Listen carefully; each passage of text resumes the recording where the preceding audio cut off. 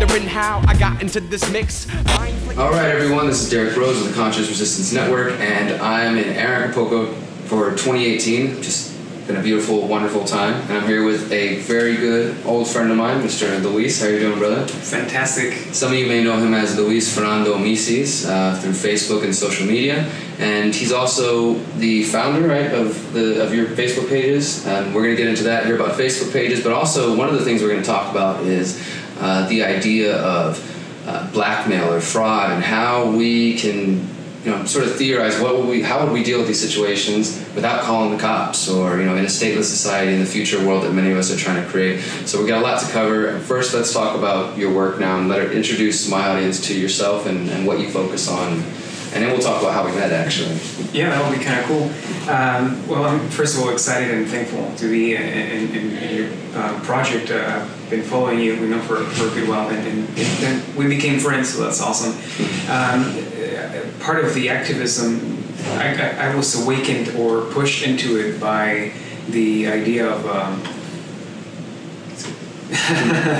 I'll edit that.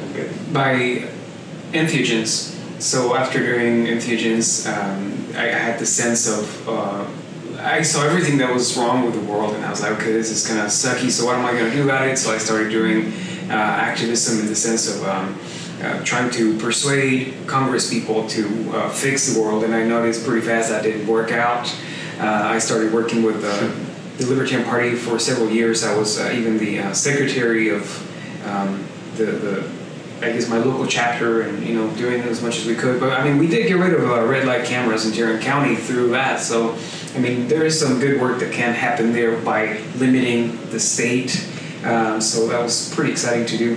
But then I saw how the Libertarian Party got hijacked by Tea Party members. Like, I saw it with my very own eyes. I was there at the state convention, and I was like, there is no way out of this through this means. Mm-hmm. So, I had already started doing activism on Emancipated Human and V is for Voluntary.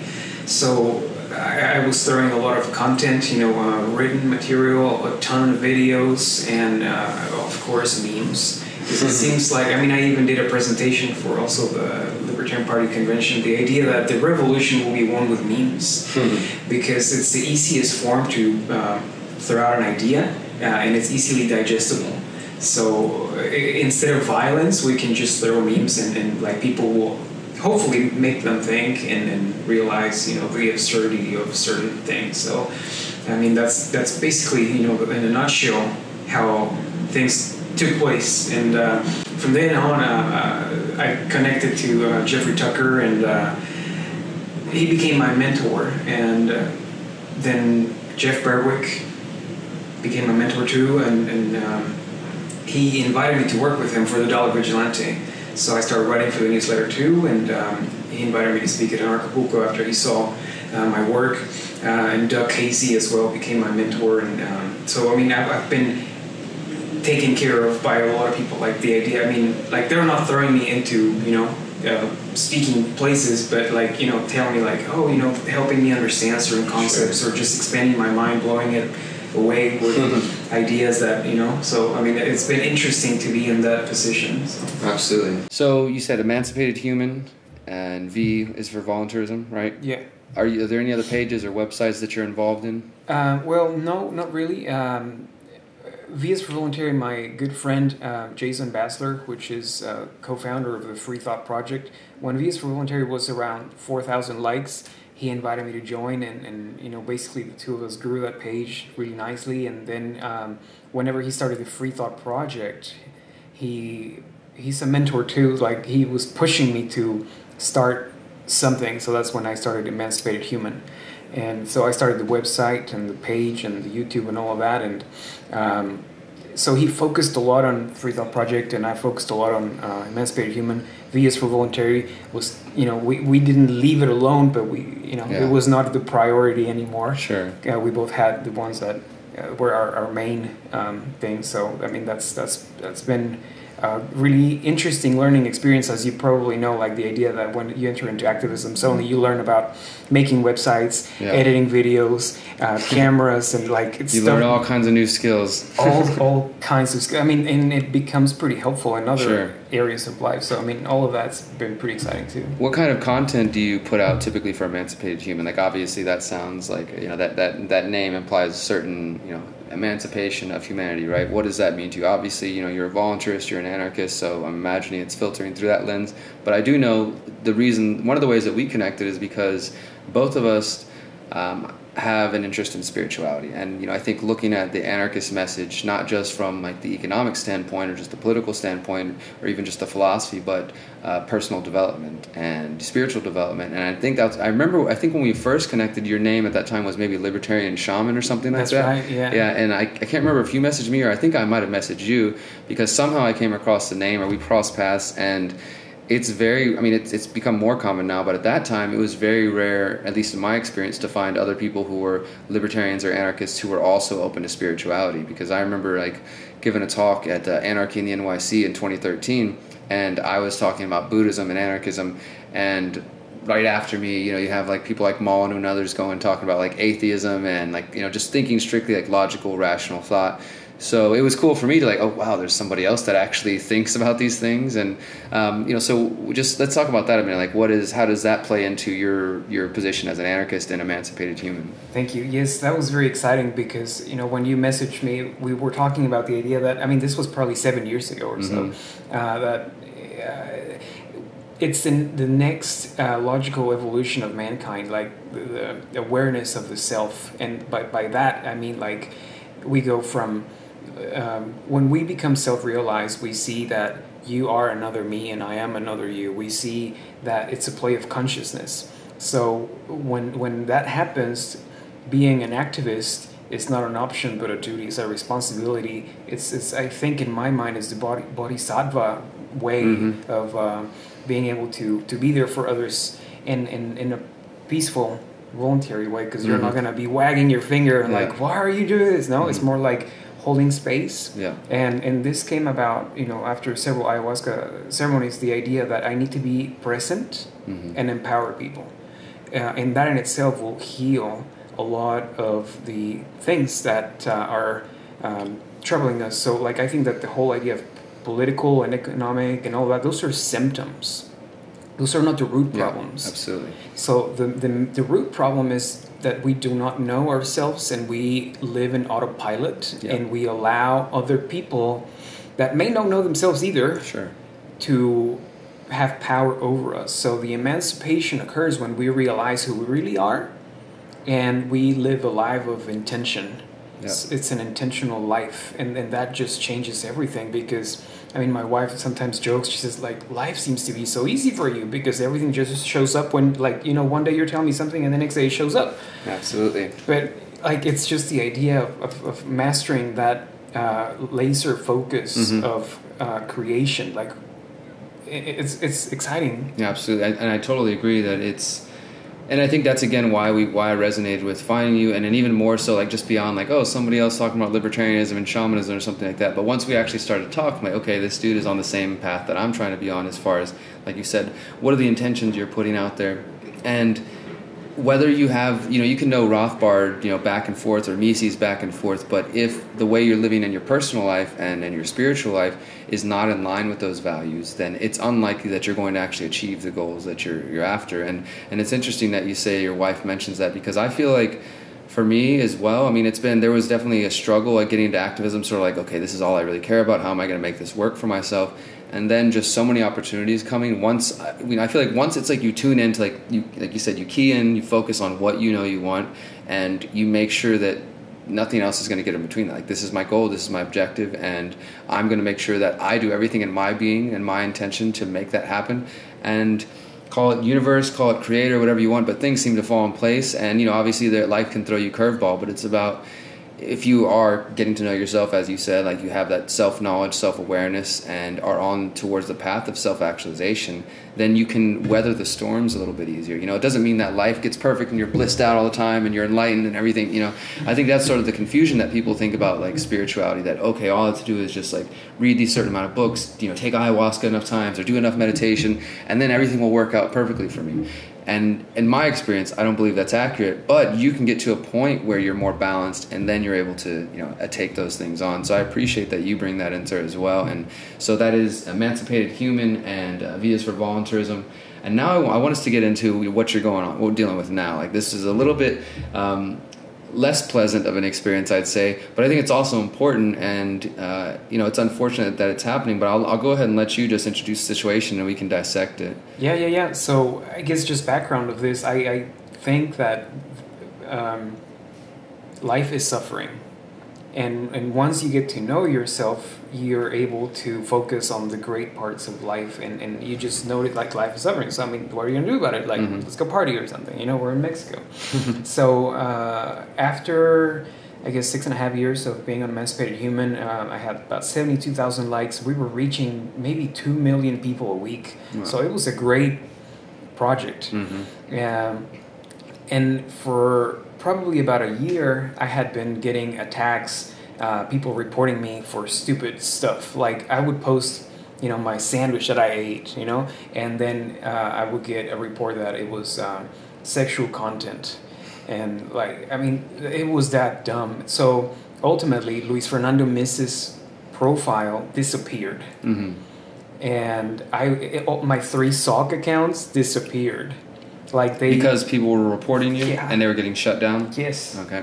So at some point I had no access to Facebook. And those are the accounts that you have access to Emancipated Human through. So they effectively cut off your access to your own page, right? Right, yeah, so I had no access. But I mean, I keep my wife and Jason Basler, and, you know, as the admin. So sure, even though I did not have that personal, you know, entry, I would try to either, you know, use Seta's phone and post stuff, you know, or I would ask Jason to help me out. And then a friend of mine, her name is Mackenzie, really awesome. She saved my life in here. Like, she was using a profile for her modeling. She's a model. And she said, you know, I'm not using this anymore. Why don't you use it? So I was like, oh, sweet. And so basically I became a 5'10" blonde model. And people treated me differently, right? That was really nice for a moment. But anyway, that account, after a while, they discovered, whomever hated me, you know, they discovered that it was me posting. And they hacked my Mackenzie account and got onto Emancipated Human, deleted everybody, administrators and editors. You were an editor in that one at some point, I think. So everybody, like, was contacting me via text, like, did you just kick me out of editing? What's going on? Did I piss you off? I'm like, this is news to me. And then one individual that I don't know who the hell they are, they sent me a message on Facebook with some sexy pictures that my wife and I had traded via Messenger. And they were like, if you don't want me to post these pictures on the internet, I mean, basically, I don't want you to try to get your page back, otherwise I'll post these. So let's recap that. So you have the pages, you've got several accounts, your personal account, and then some other sock fake accounts, and you've got your wife and other friends who have access to it.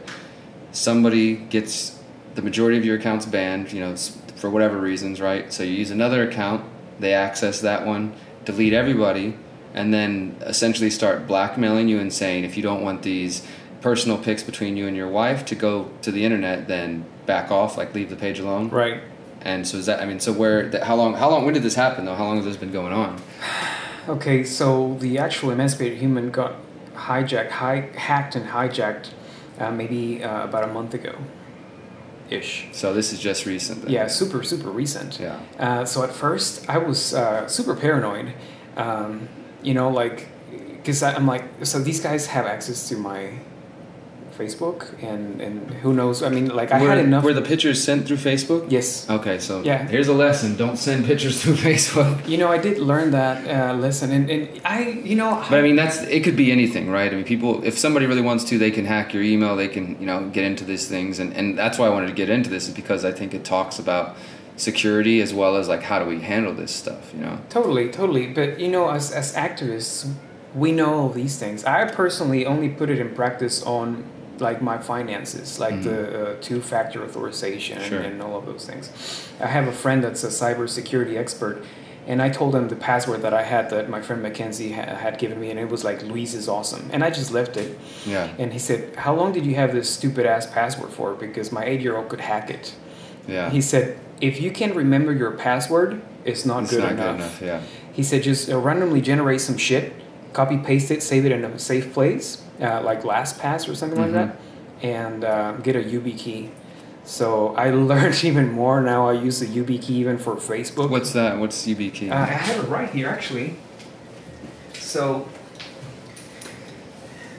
this is a YubiKey. What this is like you could even steal my computer. You can input the right password for some reason that you could be such a badass hacker that you can come up with 36 randomly generated characters. If you input that, you cannot log into my stuff unless you put this key. Unless that's plugged in? And you touch the button here. So is it like your fingerprint, or just you have to touch it while you insert? Yeah. Okay, so that's an extra measure of security. Yeah, so basically, unless you have this object physically in your hand, it's almost impossible. So is that for all of your accounts now? Yes. You have so you're using something like LastPass that has like all of your passwords saved on it, right? Right. And then in addition to that, YubiKey, is that what it's called? Yes. YubiKey, and so. Okay, well, so you've learned a little bit, I guess, a little bit more. To be more safe with it. Yeah. And now, what are the weaknesses with that situation? Like, if I lose it, then I'm fucked because I bought 2. My friend told me you need to buy 2 in case you lose one.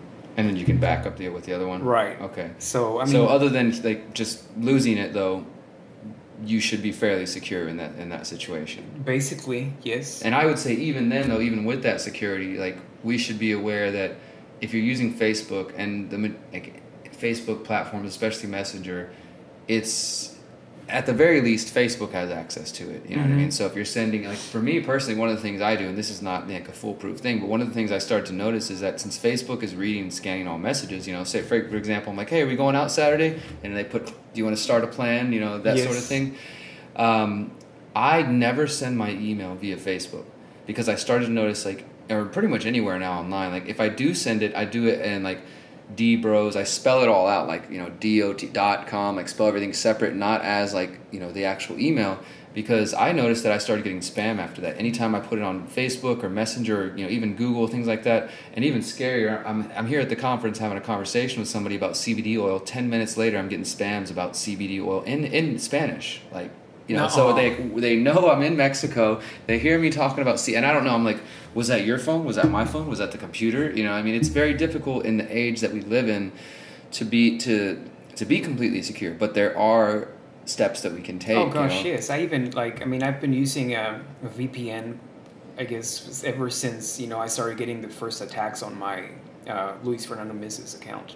And what that does is it so basically, like from me to you to send the information, anybody could see it. Sure. And what this does is kind of like it creates like a sock where nobody can really see what the hell that is. And aside from that, I can say that I'm in Afghanistan. Yeah, so it scrambles your location as well as protects the information as it's being communicated. Yeah, so I mean, these are important tools, you know, YubiKey, LastPass, VPNs, maybe even just using the Tor browser, you know, Tails, the actual operating system itself. But let's get a little bit back to the situation, like where it's at now. So this person... So they haven't shut down the page, though. Emancipated Human is still there, right? Okay, here's the thing. They did not ask for any money, and they deleted my entire history of 6.5 years, and they started posting my own memes again, so they saved them, and they're kind of like dropping them there. But they're not posting any content with Google ads or anything, or any kind of ads. So it doesn't seem financially motivated then? No. And here's the thing, the hacker, I was telling him, so, I mean, wait. why me? What did I do to you? You know, I mean, like, I am preaching about voluntarism, peaceful interactions, treating each other right, being there for each other. I said, you know what? This is not personal. Actually, my boss paid me to do it, so it's just work for me. Holy shit, that's kind of creepy too. Like, yeah. So there's somebody out there hiring hackers to blackmail people for access to Facebook pages or something like that. Now, do you like? And it's interesting though, because as you said, they didn't change the name of the page or even change the content. So are there some malicious anarchists out there who are like, hey, I still want to spread the message of voluntarism, but I don't want to do the work to build my own Facebook page, so let's just hack someone and screw them over or something? Yeah. I mean, it's very difficult, and as far as trying to figure that out, you know, I think that's probably it's a separate investigation, right? But what I want to focus on for a moment is, you know, what do you think are the solutions other than, you know, we just discussed security measures you could take now after the fact, but let's say, you know, if somebody's out there hacking people, somebody else is going to face the same situation. Sure. So somebody out there it might not be, you know, a sensitive picture between them and their wife. It could be, hey, I have your financial records, or hey, I know that you don't want this little tidbit of information to go public. If you want it quiet, you know, give us access to your page or whatever. Have you given some thought on how would, you know, the state's gone, we're not dependent on the police, we're building, you know, intentional anarchist communities, and somebody tries to blackmail another person? Like, how do we go about, you know, defending against that? And once we recognize it's happening, how do we hold someone accountable for these kind of actions? Yeah, I think that's an interesting mental exercise, because I don't have like real answers. Sure. Right? But what I think, like, as I was talking to the cybersecurity expert, what he told me is nothing is impossible. And it could either take investigation or a lot of money. Sure. And so what he explained to me was, you can contact people on Facebook, pay them a bunch of money to give you the password back so you can get access. So, I mean, everything is for sale, basically. Sure. And that part is kind of cool, because, I mean, I enjoy that. It's another market, right? I mean, right. It's like, you know, this is the truth, right? Is if we were to eliminate state intervention, right, and say the state, well, obviously it's illegal to blackmail somebody, to like hack, they're violating your privacy for one, right? But there's a marketplace for it, you know, black or gray market. Like, there exists a market for hacking people, for blackmailing, for doing this kind of things. I would say that it's a violation of the non-aggression principle, because even though it's not a physical act of aggression against you, they're invading your privacy, which is an obvious like violation of your freedoms and your rights as a free sovereign human being, and they are holding your property hostage. And even though it's Facebook, and ultimately like Facebook owns anything we do, right, but it's still a piece of work that you took the time to create, build, put your energy into it. It's got your name on it, it's got all these things that you built, and they're holding it hostage, you know. So I think that it's definitely a violation of the non-aggression principle. In my view, it's a violation of the norms that most people would want to live under, you know. And I don't know, I do think, like you said, it's a thought experiment. It's hard to get at like what are the real concrete solutions without like getting the police involved, and who knows if that would even lead it to where anything valuable itself. But so, I mean, if I imagine myself in a situation where I don't have the cops to run to, that's not really my method.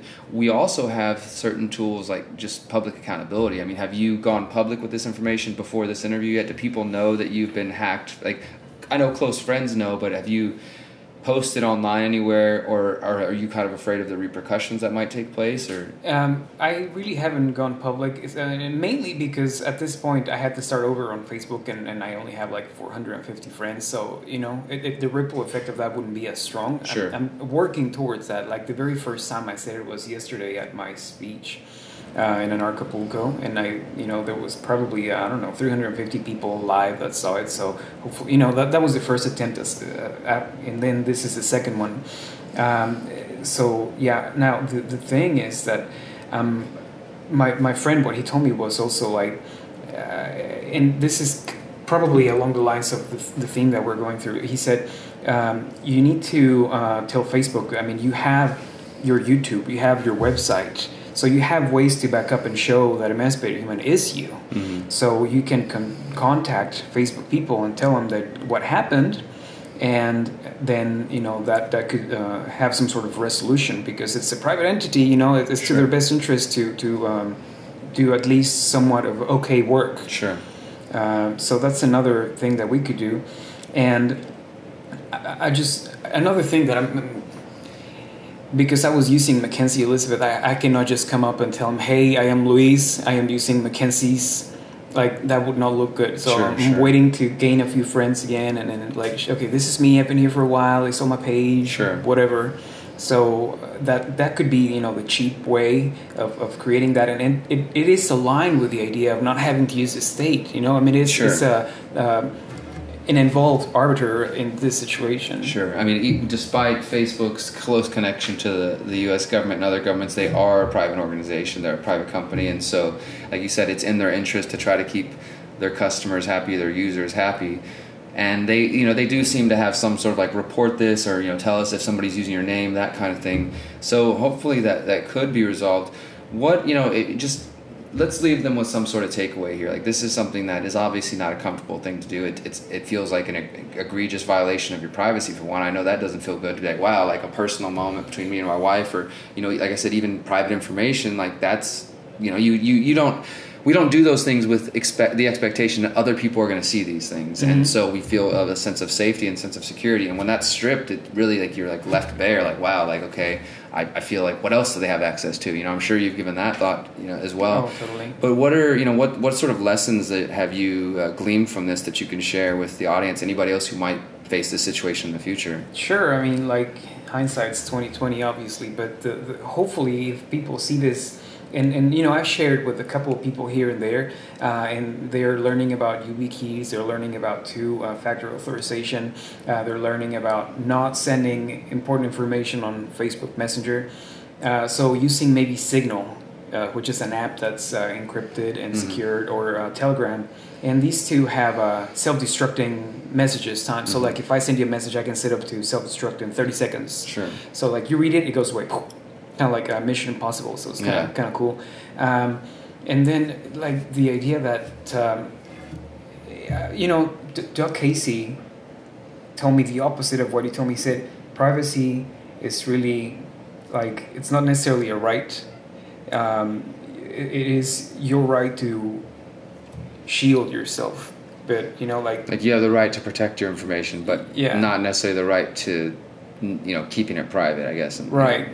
So now that... Well, it comes with personal responsibility, I would say, right? Like, especially because we know we're in a digital age where, and as activists and as anarchists, we understand the full extent of the surveillance state. And not just government, but private individuals, like your situation, hackers. I mean, because I am not the most tech-savvy person at all, but I definitely know people who are much more knowledgeable and told me, like, oh, I could easily get that. Oh, I can easily access that. You know, I can turn the red light cameras if I want to, you know, all sorts of things that with a couple $100 and a little bit of time online, somebody can figure it out, you know. Right, so we do have to take personal responsibility for the information we put out there. For your safety, for your security, you know, it's just the same thing of like, you have to take care of your safety in your own hands. So like maybe keeping guns in your house, or maybe like, you know, being situationally aware, or whatever it is that it takes. I also purchased a program that was going to teach me how to do some hacking. So it is a series of like 9 classes that I purchased. So I'm going to be getting into cybersecurity myself too, just to know what the freak I'm doing, and then to defend myself if I need to. So one of my friends, which is another hacker expert, he said, do not ever tell anybody that your YubiKey is like it's impossible to hack. He says impossible doesn't exist for hackers. It just takes more time. Sure. So, and he says if you actually say that, people are going to say challenge accepted. They're going to try hacking. So no, that's why I mentioned it's almost impossible. I mean, because you're right though. It's like we can put up barriers, we can, you know, put up roadblocks, but it's really about time. Like, okay, well, it might take them an extra week or two to, you know, figure out all the different keys that you've used or things like that. But ultimately, you know, we're not even touching on quantum computers today. So like, there's a lot of different tools out there. We got to learn ways to defend ourselves. Your page is gone, or it's in somebody else's hands now. Is there anywhere else other that people, have you built a new page yet, or started anything else that people can keep up with you? Yeah, I started another Emancipated Human on Facebook that only has about 200 people following it. I'm not really putting a lot of energy there. I'm just trying to still grow my personal Luis Fernando Misses on Facebook, and I mean, I'm still creating content, and it goes on my website or Steemit or whatever it is. The website is emancipatedhuman.com? Correct, sir. Awesome. Okay, well, check out emancipatedhuman.com on YouTube, and if you want to follow Emancipated Human on Facebook, apparently they're using his content that he created, and that's great. But maybe leave them a comment and let them know that the page was stolen. And hopefully, by doing this interview, we don't stir up any more trouble, but do bring some awareness to people, because we got to be aware of what we're putting out there. We should take appropriate steps, as you said. If you want a gun in your house to defend your family and your home, think about your Facebook page, your social media accounts as your home, as your private property. What steps do you want to take to make sure that no robbers or no people can enter into your space and do these sort of things to you? And it's up to us to do that. So thank you for sharing your story, brother. I appreciate you so much. Absolutely. Thanks.